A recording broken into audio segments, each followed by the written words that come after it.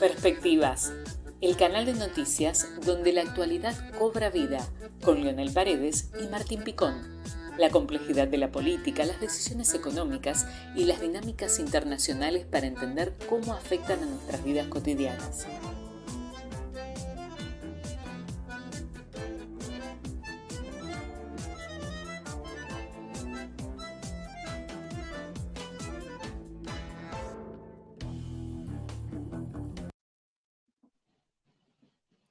Bueno, muy buenos días a todos. Estamos acá en otro encuentro de entrevistas desde Perspectivas con Leonel Paredes y tenemos... ¿Cómo estás, Leonel? ¿Todo bien? ¿Cómo andás, Martín? Muy bien, muy bien. Me alegro. Bueno, tenemos el gusto y el honor hoy de tener a una de las figuras más importantes de la televisión y de los medios de comunicación de Uruguay, como es el señor Sergio Puglia, conductor, periodista, chef. Está al frente del programa de radio Al Pan Pan por Radio Sarandí hace muchísimos años. Está en Polémica en el Bar, Masterchef, del programa también de televisión. En fin, bienvenido, Sergio. Para nosotros es un honor que nos des esta entrevista y que podamos charlar un ratito con vos. ¿Cómo estás? Muy bien, estoy muy bien y encantado de estar en contacto con ustedes y de poder conversar distendidamente de todos esos temas. Me encanta esa presentación tan enorme. Significa que tengo muchos años, nene. Esa es la historia. Es decir, tan enorme, tanta trayectoria, pues son muchos años. Pero por suerte con el favor de la gente. Que es lo más importante, ¿no? A ver, el amor de la gente, la compañía de la gente no se compra. Es algo que uno se gana, ¿no? Es como el título de señor, que es el título más importante, ¿no? Son cosas que uno se gana con los años. Sergio, ¿hace cuánto que está el programa de radios Al Pan Pan? Mira, yo estoy cumpliendo exactamente 42 años de radio. Empecé como columnista en el programa periodístico más importante que tenía Radio Sarandí a la tarde, después pasé a la mañana, después empecé con mi propio programa y ahora este programa Al Pan Pan tiene exactamente 22 años, pero en la radio tengo 42 y en televisión tengo 30 casi 40, 38 años, haciendo primero un programa periodístico sobre el turismo que se llamaba Los Viajes y la Gente, después haciendo otro periodístico que se llamaba Hoy por Hoy, y después debuté con el Club de la Buena Vida, después hice Desayunando en el Club, después hice Te Veo a Diario, que era un magazine a la mañana, todos esos fueron magazines a la mañana, después cambié de canal, del canal del Estado pasé en el canal privado, a Canal 10, y ahí hice con mucho gusto. Después hice En su salsa, y hace 35 años que hago entre los dos canales El Pugli Invita, y además de todo eso ahora estoy haciendo en la 10ª temporada Masterchef y en la 5ª temporada, la 4ª temporada de Polémica en el Bar. ¡Wow! Un montón. Sergio. Un cachetazo lo que nos diste, Sergio. La verdad. Sergio, me gustaría que nos explique cómo es el público uruguayo. Te tenés que andar reinventando, más allá que el país es un país más chico, obviamente, te tenés que andar reinventando cada 5, 2, 3 años, o ¿cómo es el público? ¿Cómo es el uruguayo? Por un ejemplo, un programa de Natalia Oreiro en Uruguay fue furor y en el mundo, y vino a la Argentina, y la verdad le fue pésimo, realmente. Bueno. Mirá, justo ayer, en un momento dado, me encontré con uno de los mayores artistas plásticos que tiene vivos este país, que se llama Iturria. Y me encanta, Ignacio. Ignacio Iturria, que es algo fantástico. Maravilloso. Maravilloso. Y entonces Ignacio me dijo, mirá, Sergio, yo tengo que decir algo que para mí es muy importante. Hace años que estoy al lado tuyo, hace años que te sigo, es realmente magnífico cómo has ido adaptándote a las distintas etapas de tu vida y además de todo eso, permaneciendo con el favor de la gente, con el cariño de la gente, corriendo el riesgo de opinar. Bueno, yo le dije, mirá, Ignacio, te voy a decir una cosa, es un regalo de Dios, porque yo no me propuse, yo no manejé mi carrera desde el punto de vista marketinero. No dije quiero llegar a este nicho, quiero hacer esto, quiero hacer aquello. Simplemente fue intuición pura. Y cada paso que di, que fue modificando y dando la posibilidad de abrir las distintas posibilidades de comunicación que yo fui descubriendo en mí, es decir, fueron directamente por casualidad y causalidad de necesidad propia, y tuve la suerte de que la gente me aceptara. Permanecer es muy difícil, y permanecer con vigencia más todavía. ¿Qué pasa con el público uruguayo? El público uruguayo, como todo público, es contradictorio. Por un lado, es decir, uno no es moneda de oro para que todo el mundo lo quiera, así que hay un sector que te quiere y otro sector que te quiere matar. Eso es de cabeza, como en toda sociedad. Por otro lado, cuando empezás a bucear en la opinión y te metés en áreas como pueden ser las sociales, las políticas, las económicas, hay también un sector que te aplaude y otro sector que es justamente el que comulga contigo, y otro sector que no te quiere.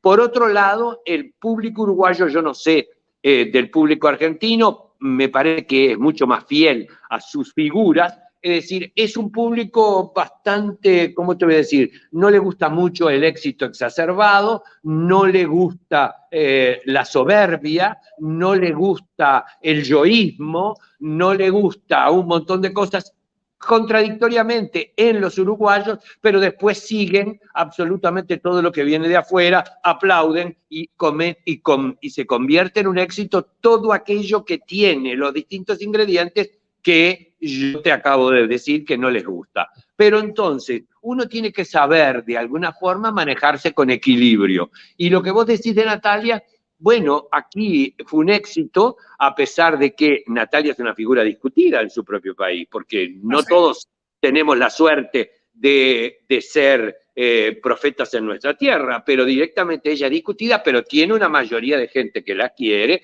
que la sigue, y realmente su labor como conductora comediante que hizo en cualquiera de los dos programas que hizo, tanto en el Got Talent como en La Voz, realmente ha sido magnífica para los uruguayos. Es extrañísimo lo que pasó con Buenos Aires, yo no sabría cómo explicarlo. Pero creo que el público uruguayo es voluble como todos los públicos y directamente tiene esa cosa de que hoy estoy contigo, mañana te mato. Depende de cómo amanezca.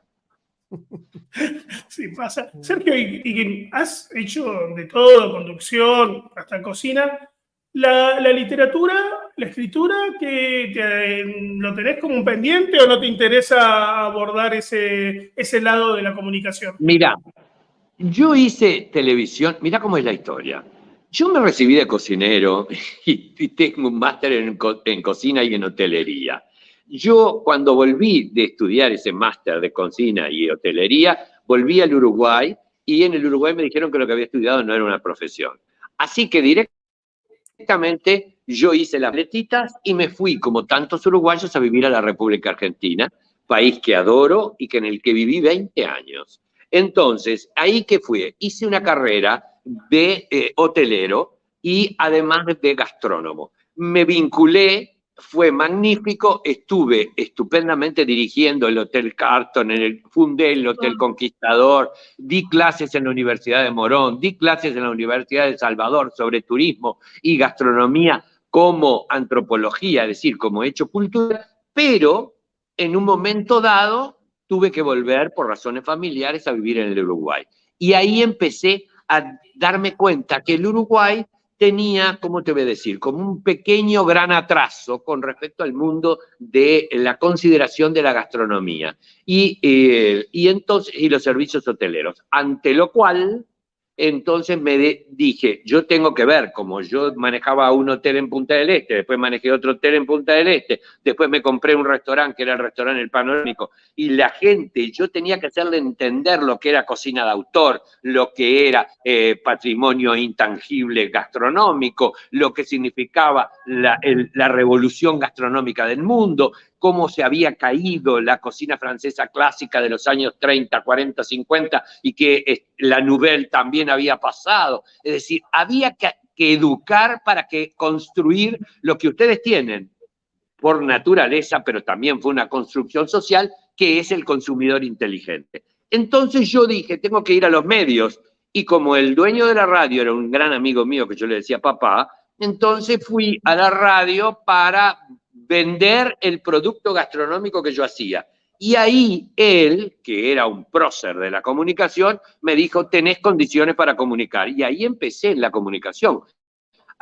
Mira. Así que, pero te voy a decir la verdad, yo creo bueno, que la gastronomía fue el camino que me abrió las puertas del otro. Y en el caso de la escritura, yo tengo una verba muy interesante, que la fui construyendo durante años y que, bueno, yo estudié Derecho antes de irme del país a estudiar gastronomía, estudié notariado, hablo idiomas, es decir, tengo una cultura general, soy un melómano, soy bastante inquieto en todo lo que significa teatro, cine, y entonces estudio y me gusta, pero es parte de mis pasiones. Nunca me imaginé que todas mis pasiones o mis hobbies podían formar una cosa caleidoscópica, una personalidad que podía funcionar en televisión, en radio o en lo que fuera. Pero la escritura le tengo un poco de mucho miedo y respeto. Entonces, los libros que he escrito son de gastronomía todos, receta pura, y los que han escrito sobre mí lo han escrito otros, no los he escrito yo. Ahora tengo un proyecto de hacer un libro sobre mi vida y la gastronomía, es decir, las recetas de mi vida se llama, pero tampoco yo voy a hacer las recetas y las anécdotas de cómo llegaron esas recetas a mí y cómo las transformé y todo un montón de cosas y quiénes son los personajes que me las hicieron conocer y todo demás, pero me van a grabar todo porque así hay un corrector de estilo y todo, es más fácil. Y me hace acordar, un libro similar había sacado hace muchos años atrás Ana María Campoy, ¿te acordás?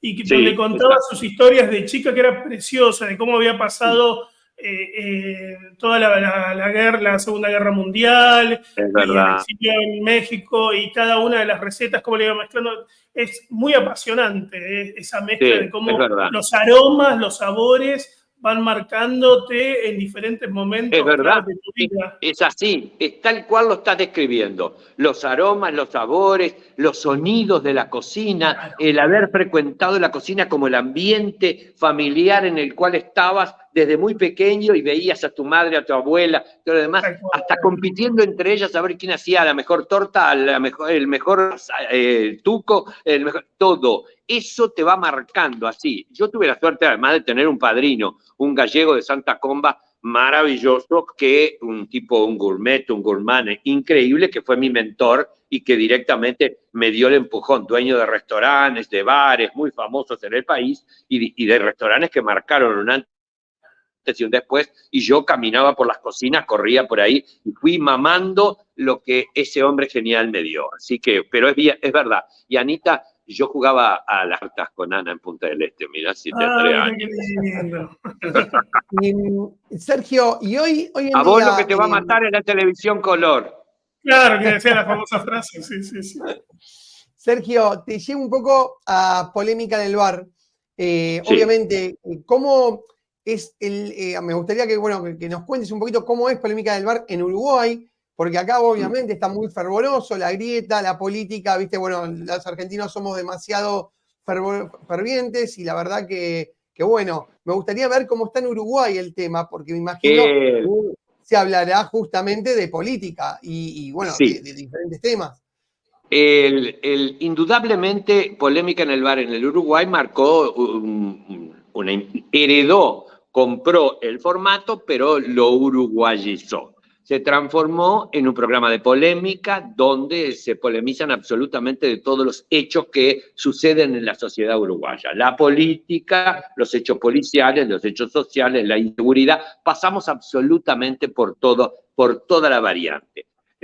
Nosotros también somos muy fervorosos. Y si bien no tenemos una grieta realmente fomentada por los políticos, por otro lado, en las redes fundamentalmente, hay una posición tomada en función de la gente te ama, te mata, no está contigo políticamente. Bueno, ustedes saben que las redes son una gran cloaca pública. Pero en definitiva, nosotros en polémica polemizamos y polemizamos fuerte.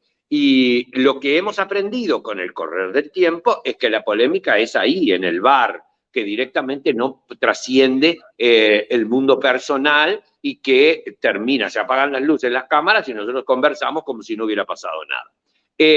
Polémica en el Uruguay tiene, indudablemente, sale 2 días por semana, sale los viernes a la noche y los domingos a la noche, se ha transformado en un clásico, es uno de los programas más vistos de la televisión nacional y uno de los primeros en audiencia del canal, y realmente tiene un equipo variopinto, porque tenemos desde un periodista deportivo, pasando por una periodista de investigación como Patricia Madrid, pasando por un comunicador que es el conductor, que es el Piñe, que directamente baraja y da cartas, pero que a veces opina un poquitito, pero no mucho, un ingeniero agrónomo que directamente hace política económica, especializado, que es Nicolás Lucich, un ex sindicalista que fue dirigente de uno de los gremios más importantes de este país, que es el gremio bancario, Lalo Fernández, y que directamente hoy es un referente desde el punto de vista político y que pertenece al Partido Socialista,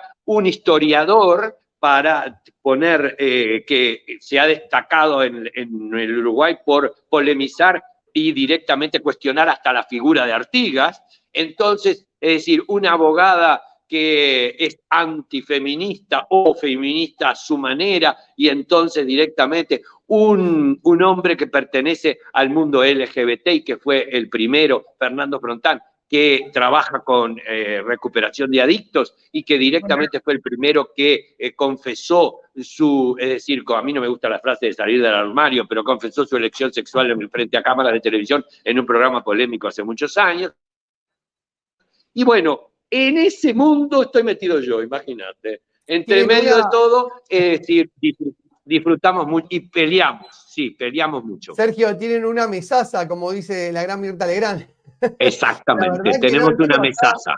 Muy variado. ¿Y cómo ves el tema de la polémica con Daddy Brieva? ¿Ya se terminó? Acá le están haciendo mucho ruido. Yo he estado viendo los videos, me parece que hay mucha edición también. Mirá que yo no tengo la idea política de Daddy Brieva, pero me parece que hay mucha cuestión de edición media. Mira, lo de Daddy, sí, lo de Daddy, Daddy no es ningún boludo ni tarado. Daddy sabe muy bien cómo generar la polémica y directamente que eso se transforme en algo positivo en la venta de entradas. Vamos a empezar por ahí.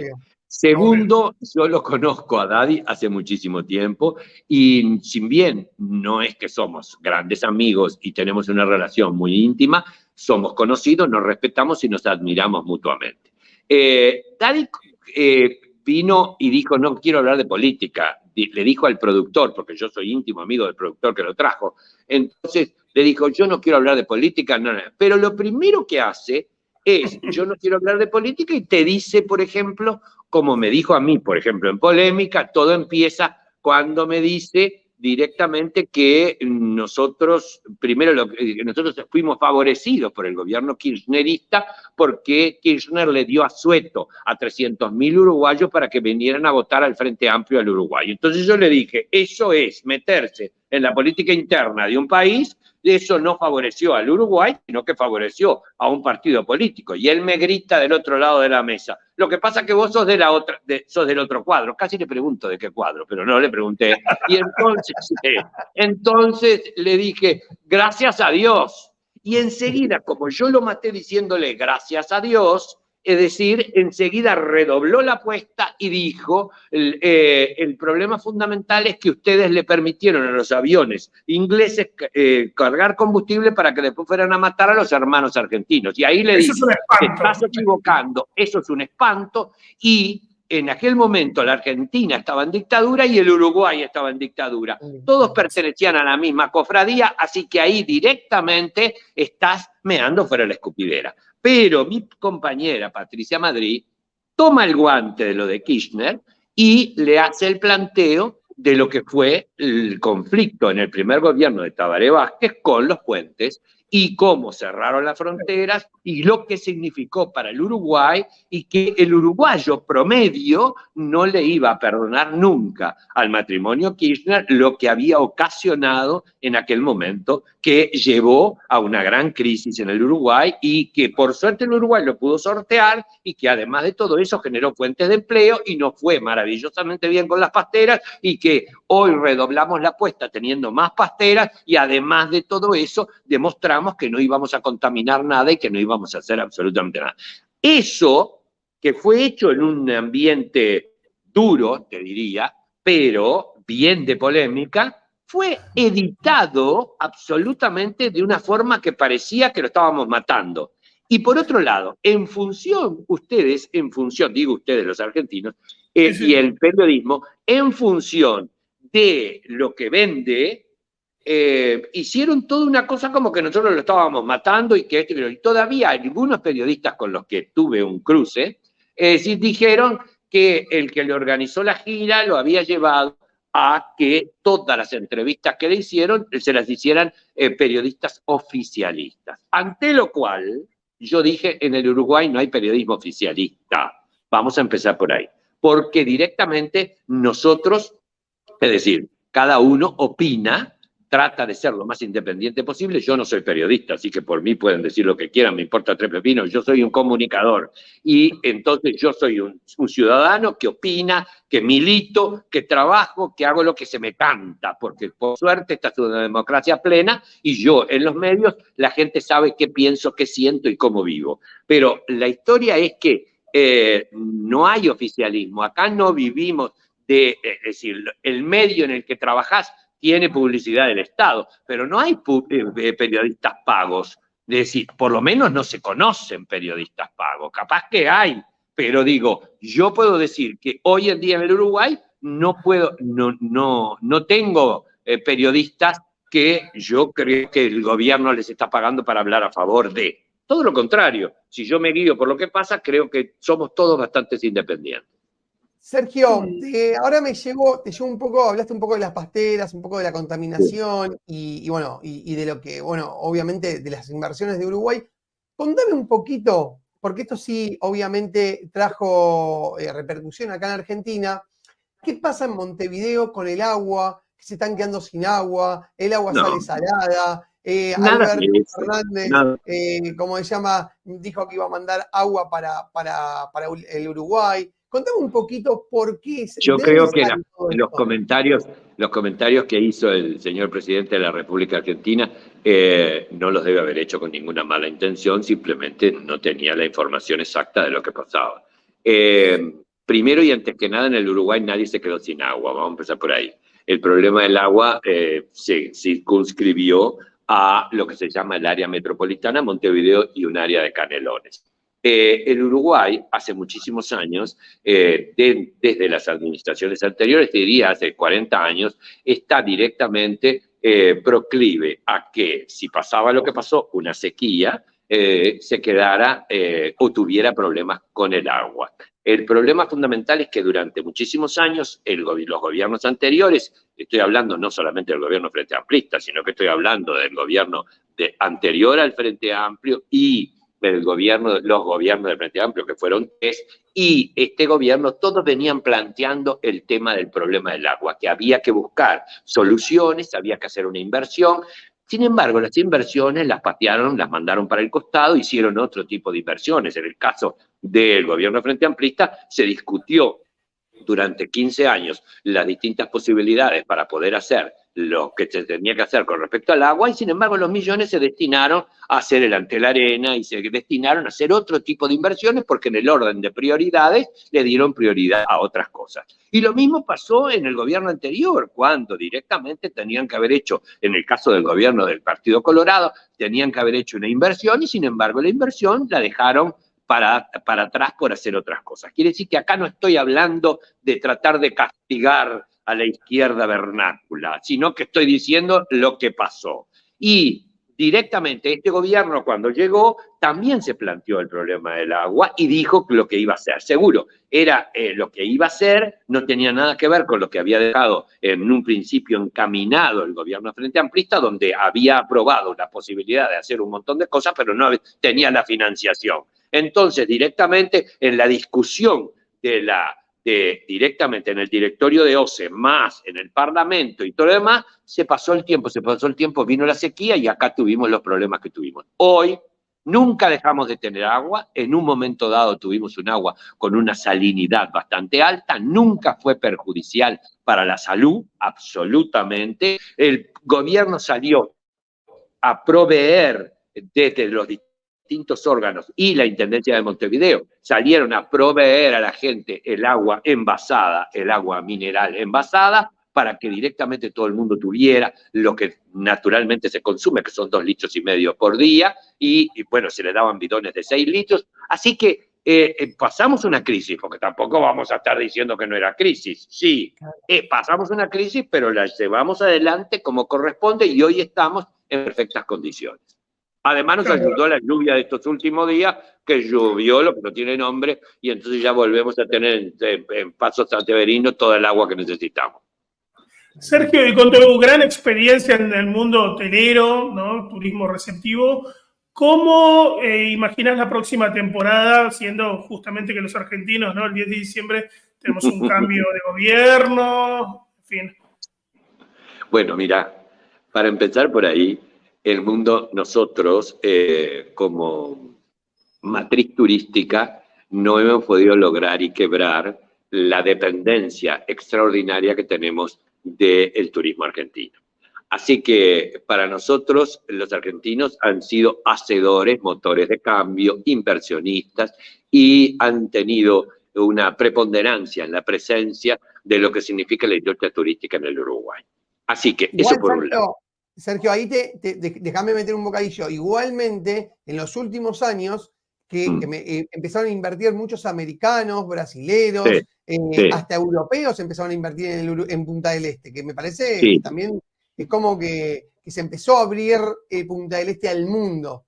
Eso es cierto, el Uruguay se empezó a abrir al mundo. Y también Punta del Este, indudablemente, Punta del Este, que como decía el primer ministro de Turismo que tuvimos en la historia, decía Punta del Este es la vedette del coro de Bataclanas, así que la gran Bataclana. Entonces es la que llama por un montón de cosas, por la inversión, por los servicios, porque además el poder de cotización y reventa en la inversión. Pero lo que yo te quiero decir es que independientemente de esa apertura y de que nos transformamos en un país seguro, en un país con condiciones jurídicas estables, un país con democracia plena, un país ideal para las inversiones, todo eso es cierto. Pero todo eso es cierto, pero la mayor cantidad, la mayor posibilidad es siempre el turismo argentino, de todas las clases sociales. El de top of the line, que llega a Punta del Este, el que le sigue en Rocha, el de clase media que llega de Córdoba o de Santa Fe o Salta, que llega a Piriápolis, o el que va a Atlántida, todo, absolutamente toda la franja llega al Uruguay.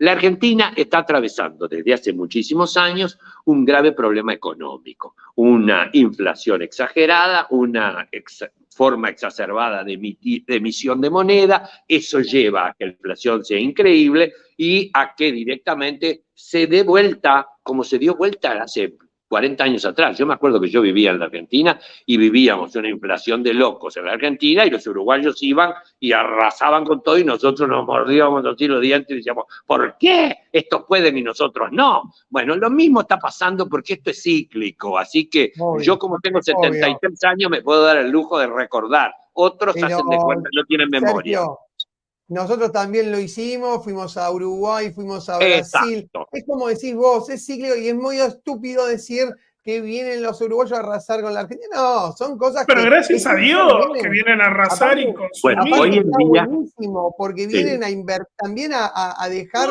a dejar plata en el país. Pero te voy a decir una cifra. En lo que va del año, los uruguayos han gastado en el exterior, y su mayoría en la Argentina, $1.000 millones. Bueno. Escuchaste, ¿no? Sí, Entonces, tremendo. es decir, para la Argentina, el que llegue hoy Brasil, Chile, Perú, Uruguay a gastar en Argentina, hay que Pero aplaudir. obvio, Ahora, claro los que sí. uruguayos del litoral, que están en la frontera del río Uruguay con ustedes, los uruguayos de la frontera seca con Brasil, por la diferencia cambiaria, los empresarios, los comerciantes, se hacen el harakiri, Pero porque te das obviamente. cuenta que la gente, porque no solamente está cruzando la gente que tiene necesidad, cruza la gente en autos de alta gama a comprar Sí, y a disfrutar y a hacer cosas que nunca pudieron hacer, porque hay un montón de uruguayos que toda la vida fueron a Buenos Aires, pero que hoy están yendo a Bariloche, a Mendoza, a Córdoba, a Salta, claro. a Jujuy y a Tucumán. Entonces, ¿por qué? Porque lo favorece la moneda.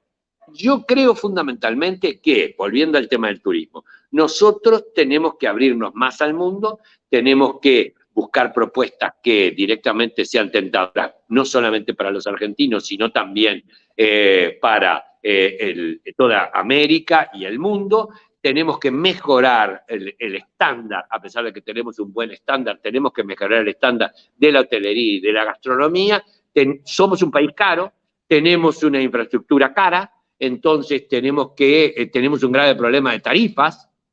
Eso, para los países que tienen una inestabilidad económica y con un dólar bastante devaluado, la historieta es complicada. Así que bueno, yo espero que la temporada que venga sea muy, pero muy buena. Va a depender mucho de cómo le va a la República Argentina. La República Argentina en este momento, nosotros somos un país muy caro. Va a depender mucho de qué pasa con la política económica en la República Argentina. Vamos a ver qué es lo que pasa, quién es la persona que vaya a ganar y a gobernar y directamente cuáles son las medidas que se tomen.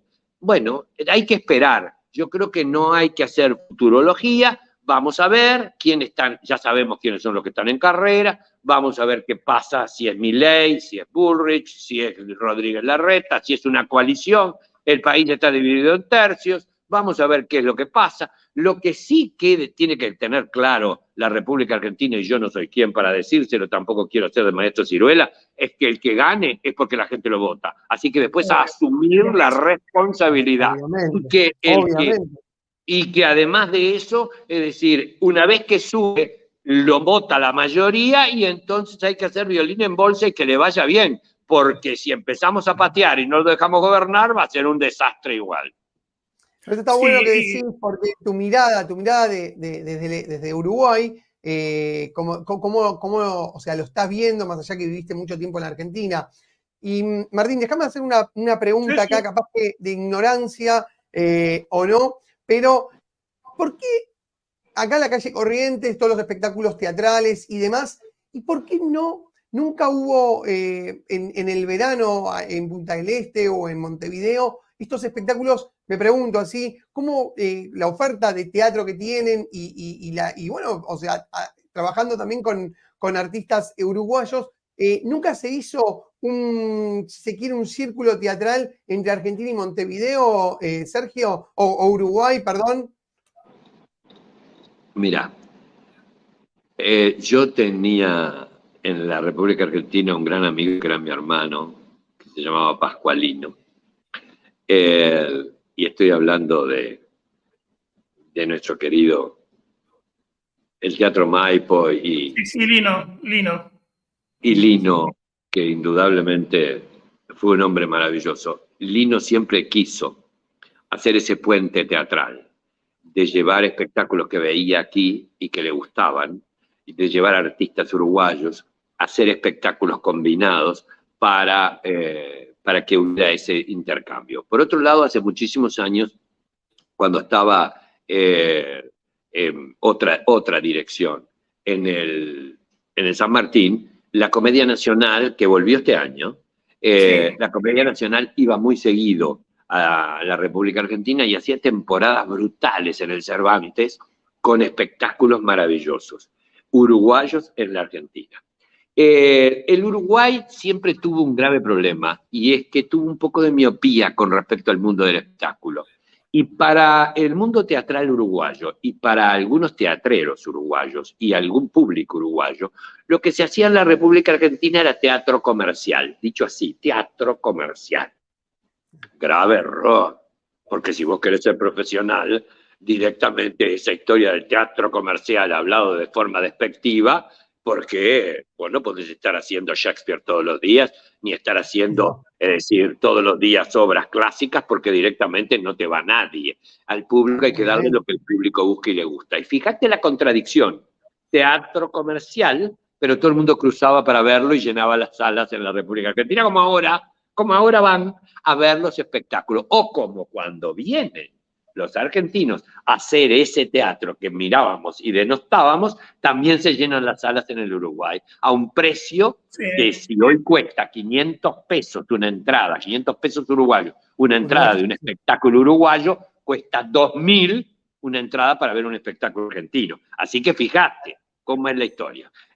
Esa contradicción se quedó establecida de tal forma que, bueno, lleva a que no haya existido nunca ese intercambio y esa posibilidad. En el caso de Punta del Este, te voy a decir, Punta del Este nunca fue una plaza teatral como fue Mar del Plata, o como es Mar del Plata, o como después crearon en Córdoba. No, nunca fue una plaza teatral, lo que sí fue es una plaza en la que la música, a través de la FUSA, ustedes son muy jóvenes, a través de la FUSA, a través de distintos... Festival de jazz. Exacto, de distintas manifestaciones o lugares de café concert, ahí directamente podías tener espectáculos de música, y ahí tenías a Vinicio, a Toquinho, a María Creus, a María Betania, a Maísa, a Susana Rinaldi, a toda la pléyade que íbamos a ver y nos quedábamos así abiertos en el mundo del café concert, o las temporadas del gran Antonio Gasalla, maravilla de mi hermano, que hacía La Verdad de la Milanesa, o Carlitos Perciavale. Bueno, pero el café concert y la música fueron la plaza de Punta del Este, más que el teatro. Esa es la verdad. Para el teatro, por eso la sorpresa del éxito de Susana. Claro. Que todo el mundo pensaba, y algunos señores, no voy a calificar, de la República Argentina dijeron que no iba a tener ningún éxito y que todo lo demás, y que se agotaron absolutamente todas las funciones y ahora vuelve. Entonces, es decir, y que todo el país fue a Maldonado a verla en el Enjoy. Esa es la realidad. Sí. Porque también depende de la figura. Obvio, te iba a preguntar justamente una de las grandes personalidades que compartimos, ¿no? Este amor entre los uruguayos y los argentinos. ¿Cómo está Carlitos Perciavale? Maravilloso. Maravilloso, bueno. Carlitos. Carlitos está entero, Carlitos está magnífico, Carlitos está haciendo un programa de televisión que lo graba en Casa Pueblo, y además de todo eso, va a ser un espectáculo de teatro en Montevideo y en Punta del Este. Carlitos está maravilloso, pero así, desde todo punto de vista, enterito. Sí, sí. Qué bueno, y ojalá ya tiene 80, se pueda... Ya tiene 81 años, ojo, Sí. Igual que Antonio. Igual. Porque todos son la misma generación. Ojalá que algún día se pueda dar este puente teatral, si se quiere, porque creo que es como que uniría más a los dos países, más allá que, bueno, prácticamente somos hermanos, pero también llevaría trabajo a ambos países. Creo que sería una linda experiencia y una linda propuesta, tanto rioplatense, si se quiere. Bueno, mirá, te voy a contar una cosa. Ustedes han sido y siguen siendo muy generosos recibiendo artistas uruguayos y transformándolos en ídolos de ustedes. En el caso de Natalia, el caso de Osvaldo Laport, el caso de China Zorrilla, el caso de distintas figuras uruguayas que vivieron y directamente toda la vida, desde el mundo del tango hasta el mundo del teatro y el mundo del cine, bueno, los uruguayos estuvieron presentes.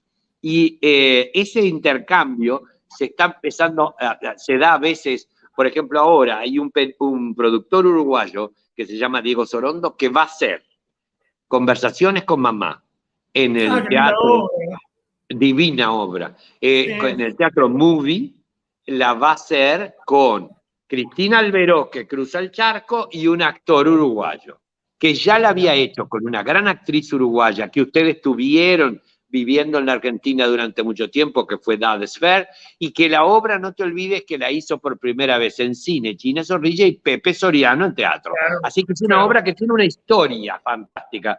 Bueno, en mi caso personal, China la leyó conmigo, Ducho era como mi hermana, y ahora Cristina Alberó, que es mi otra hermana más joven. Pero es decir, estamos todos unidos en ese espectáculo que yo creo que va a ser un éxito rotundo.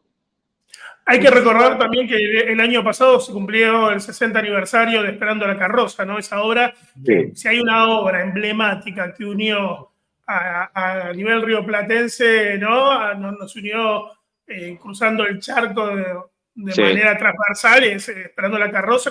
Yo la vi el año pasado, este verano, si no me recuerdo mal, con la Comedia Nacional en el MACA, en la Fundación Achugarri, que estuvo fantástica la función. No sé, ¿la siguen dando? Bueno, ¿Sigue fue un estando éxito. en cartel? No, ya no está en cartel. Ah, Fue un éxito increíble. Pero lo que tremendo, se dice increíble, la hicieron en el Teatro de Verano, en el Solís, en la Sala Verdi, en el Maca. Fue descomunal el éxito que tuvo. Pensar que es una obra que Jacobo escribió acá. Jacobo vivía en Montevideo. Y, Jacobo Lacerró, recordemos al gran escritor que hizo tantas cosas. Maravilloso, maravilloso, gran amigo, entrañable.